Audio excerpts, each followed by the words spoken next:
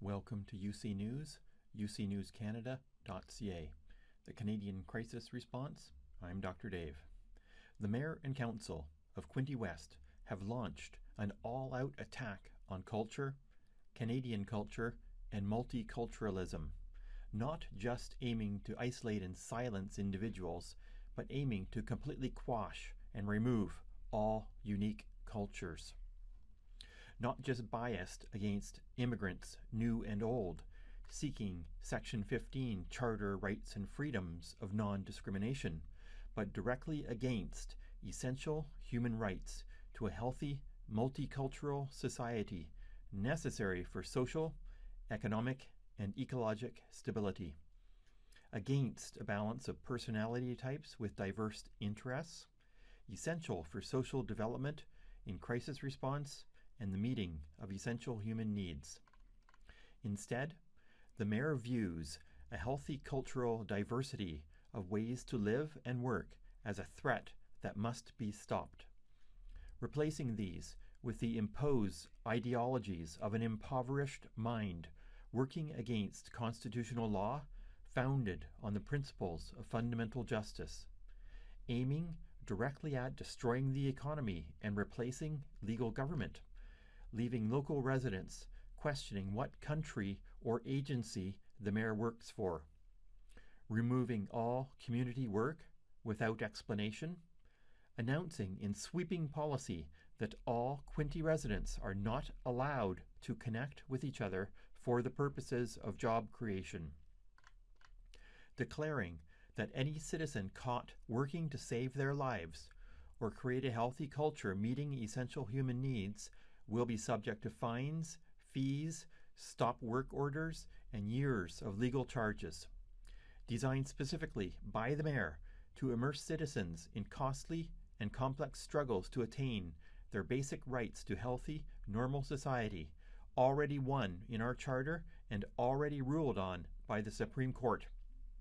with many already fighting for their lives. All this in a Canadian Forces town working against the freedoms won by the death of our soldiers. Instead of obeying the law, creating a culture of force, threat, and bullying at City Hall, deeply immersed in fraud and subversive actions against the Canadian government and justice system. Refusing to work under the law, the Mayor claims he is the law and we must obey him, not Canada's top laws. Silencing citizens needing urgent action to save their lives, creating a monetary culture of infinite growth with no basis in fact or evidence, aiming for complete control and deprivation of essential human needs by removing the pioneer rights of this generation, actively destroying land and the basis of the economy, removing a culture of care.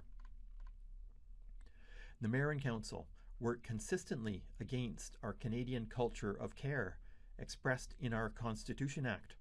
rejecting democracy in favor of a lawless, authoritarian state in which citizens have no say about the most critical elements of their lives and future. Under the law, the Mayor has no right to create a culture of hate, attacking essential human needs of work, food, and shelter for the sole purpose of forcing deprivation, creating a culture of war, creating a world we do not want to live in which the real basis of life security has been removed, claiming that we must be under him, not under the law, not free and not competent to make decisions at all, only he will decide.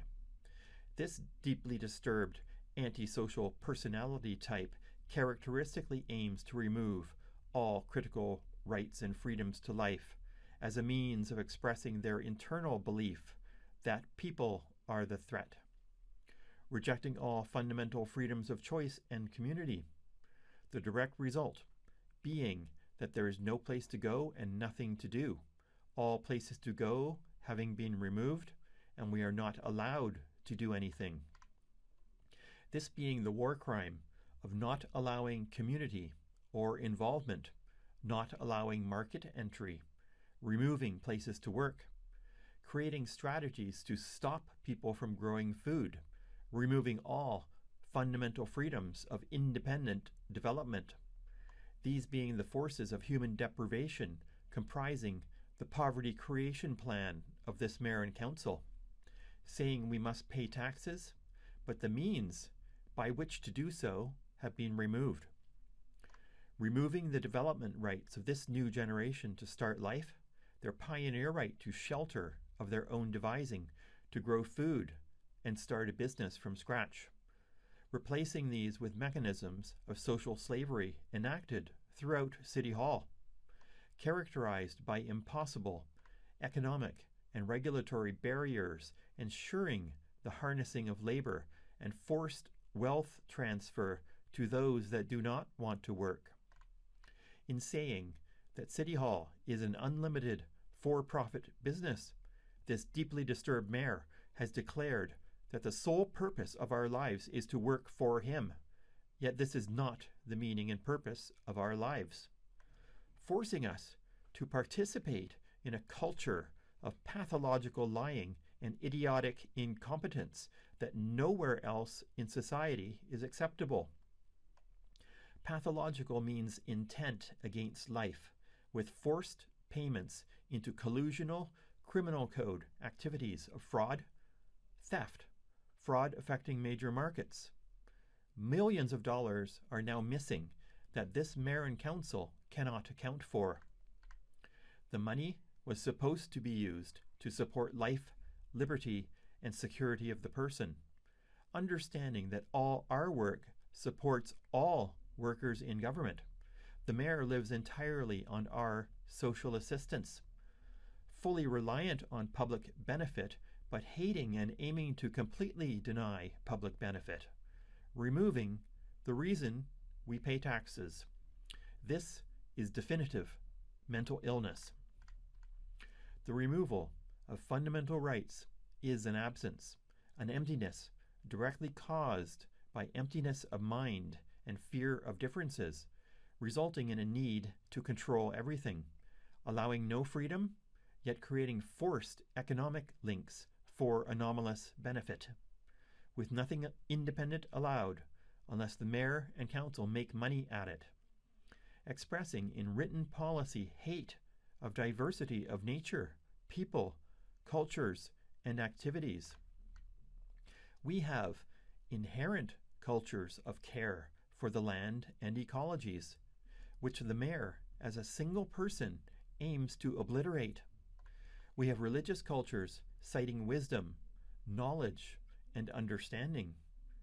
People who believe in smart social participation in an economy based on the wisest use of our time, resources, and community connections as essential to the stability of society, which the mayor wants to obliterate in a totalitarian state, controlling everything but without reason.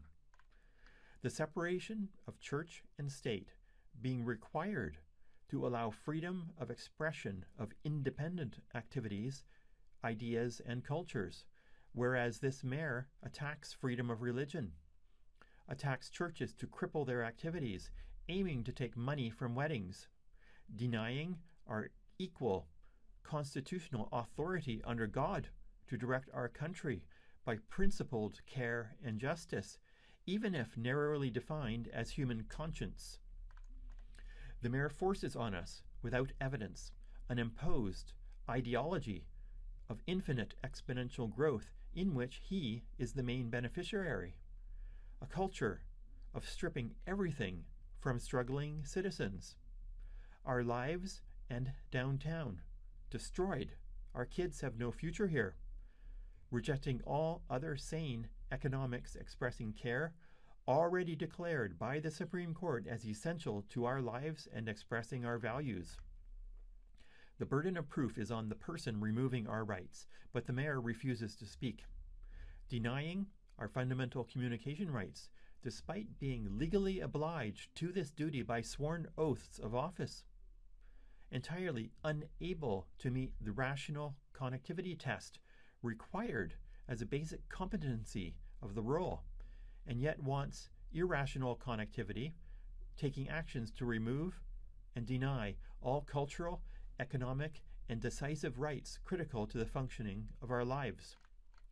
Claiming the right to express multicultural hate by the removal of rights in distinct cultures, aiming to get money far beyond the restricted finite bounds of legitimate government in areas of culture and life that are none of his business to intrude into and interfere with. The Charter is clear. There are personal and social activities that are public rights and freedoms to do independently without requiring any form of consent at all.